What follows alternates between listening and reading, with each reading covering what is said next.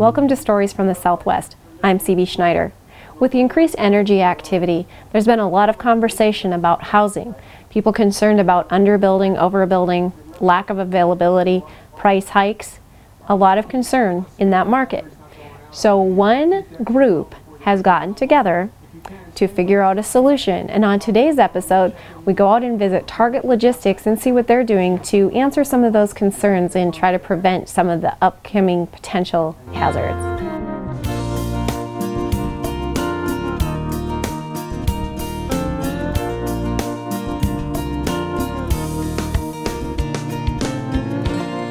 I wish you could be here to smell how incredible it smells here. I have with me Dean Grew, who is the acting chef out here at Target Logistics. So let's find out how things really work when they're feeding these fellas and gals. Okay, Dean, everything that you make for them, is it a part of their eating plan? We create our menus weekly. We design them here on the premises. Everything is made from scratch. And we serve it cafeteria style, as you can see from my side here, and they thoroughly enjoy it. And so when you're making these meals, how many people are you kind of feeding a week or a night on average? We feed on the average about 225 people per meal, 3 meals a day. How do you plan for that? Because like you said, you're making everything fresh. So if you're not using, prepackaged processed things, how do you plan to feed fresh, homemade food to over 200 people a night? Well, it takes a little bit of thought process and a little bit of timing. You have to get the product in several days beforehand, of course. Thaw it properly, and then you start prepping a few days out. And then the day of, you just put it all together and make everybody happy.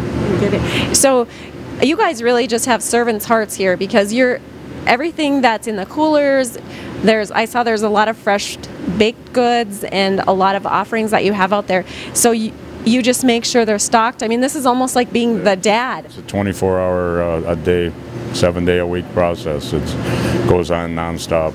They empty the cases, we refill them and restock them. We rebake.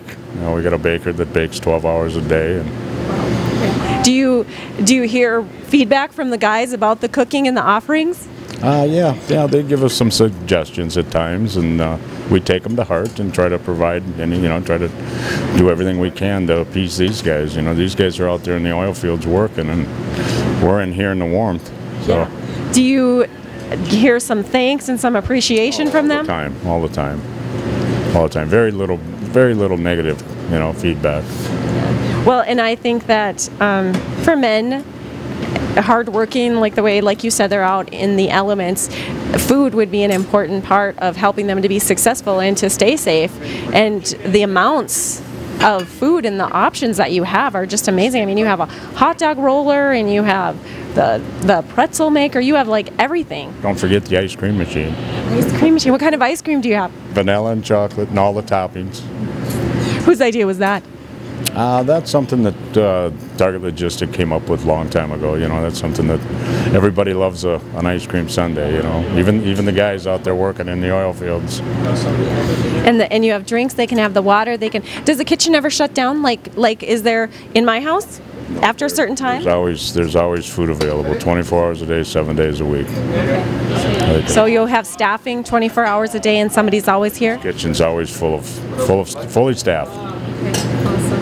Well, it sounds like you do a great service to these guys, and I think to our area by keeping them fed and giving them nutrition options. You keep them safe, and we all enjoy it as a crew out here. We all come from different parts of the United States, and we come out here and we become one happy team, and these people as well. That's great. So you live here on campus too? Yes. Yeah. Which makes it more convenient, I would suppose. Absolutely, yes. All of us live right here. Well, thank you for your time, and thanks for what you do for the guys. Thank you. Thank you.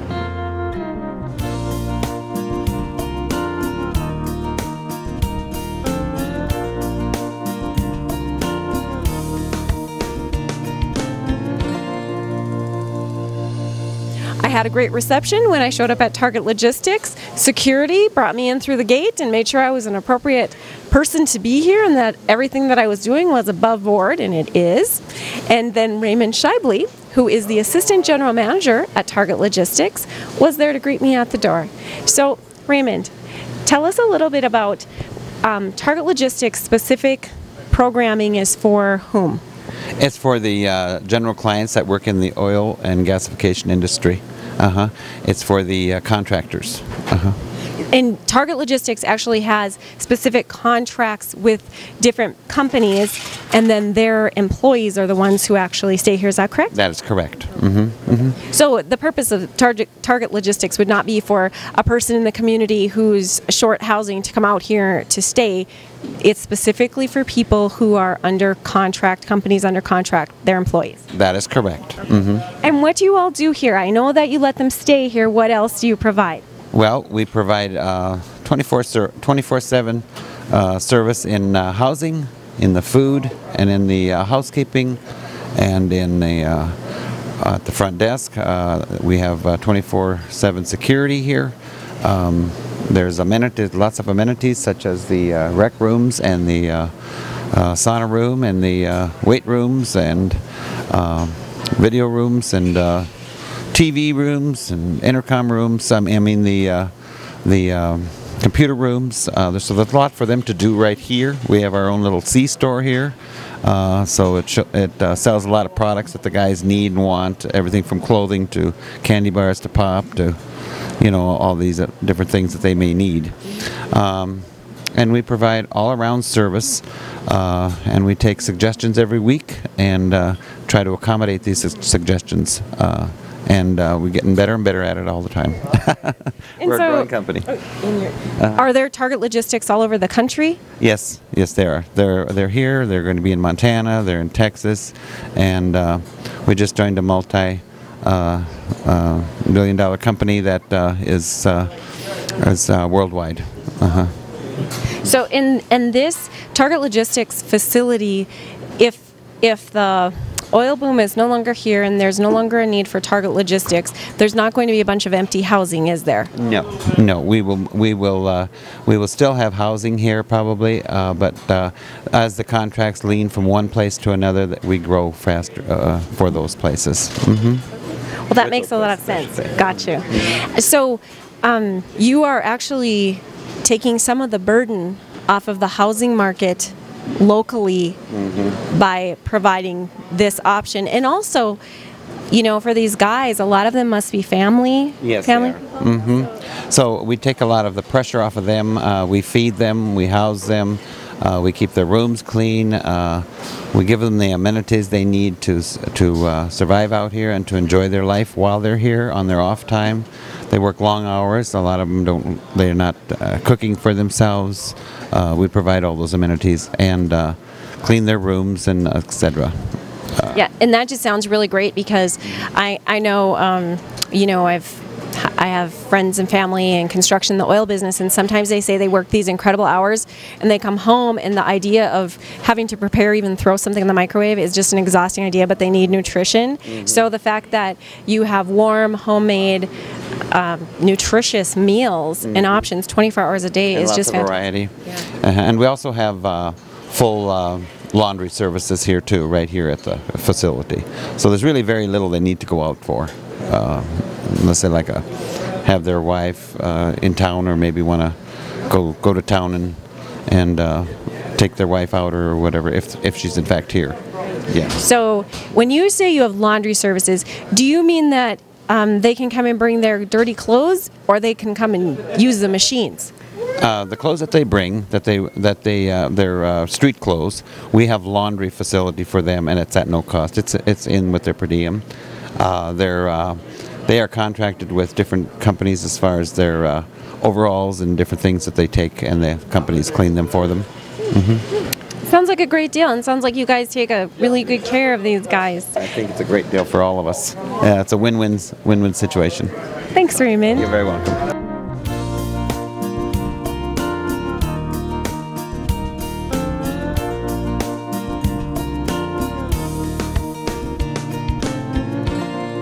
It takes a lot of work to keep over 300 guys' rooms clean, but Pamela Stanley and her crew are up to it. Pamela is the head of housekeeping here at Target Logistics. Pamela, how many staff do you have to help you with this cleaning task? On the average, we have at least 10. And is it sort of like a hotel-ish maid room cleaning, or what kind of service do you provide as far as cleaning?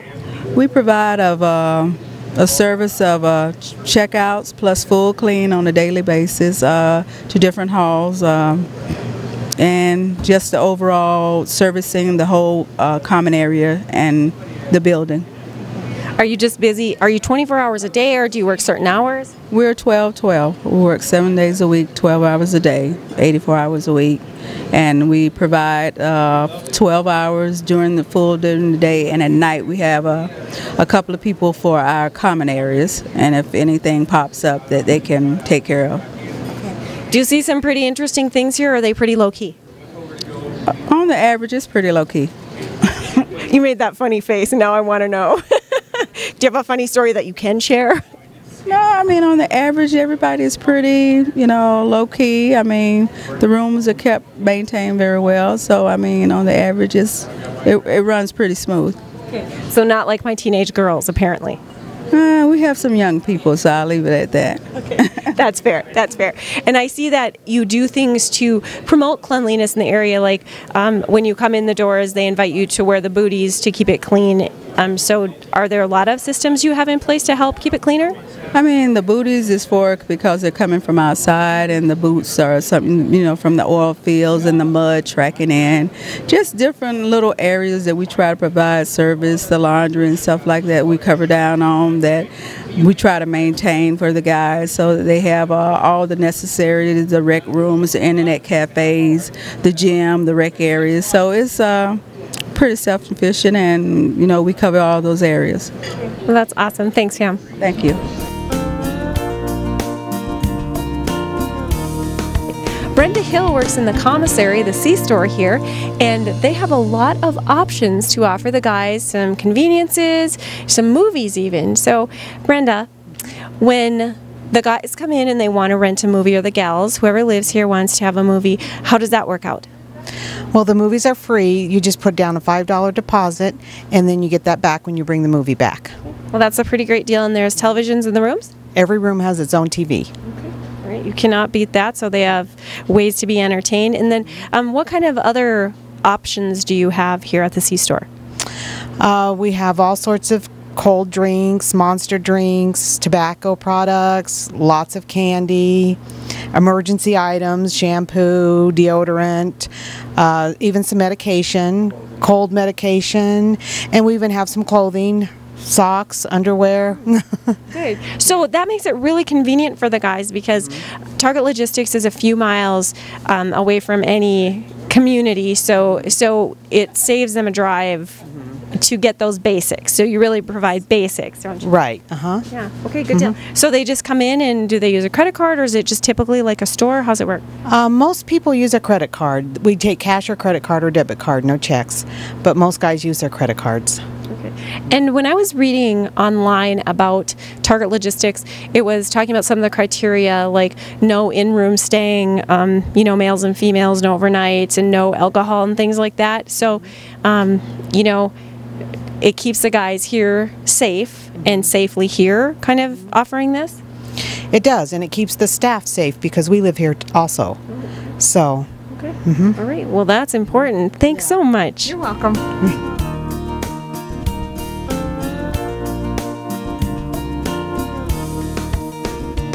A fitness room, ATM machines, commissary, great food, laundry. Target Logistics Dunn County Lodge is truly committed to being a solution to the problem of folks coming in from out of town to work here and needing housing. So we'll see you next time on Stories from the Southwest.